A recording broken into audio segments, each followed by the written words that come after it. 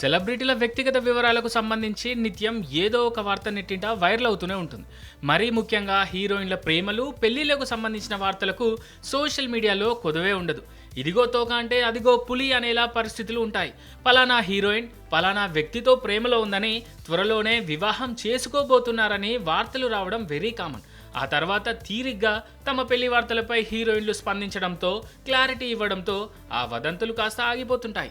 అయితే ఈ మధ్య తన పెళ్లి న్యూస్తో ఎక్కువగా ట్రెండింగ్లో ఉంటున్నారు అందాల తార కీర్తి సురేష్. ఇప్పుడు కూడా మరోసారి ఇదే టైప్ ఆఫ్ న్యూస్తో నెట్టింట రచ్చలేపుతున్నారు ఈమె.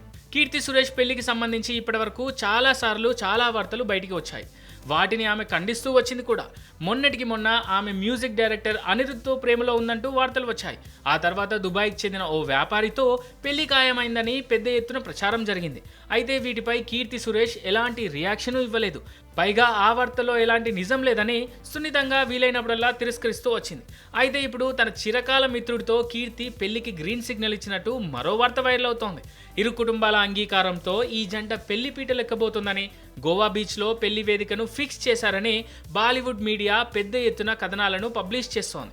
మరి ఈ వార్తల్లో నిజమెంతో తెలియాలంటే కీర్తి సురేష్ రియాక్షన్ ఇచ్చే వరకు వెయిట్ చేయాల్సిందే.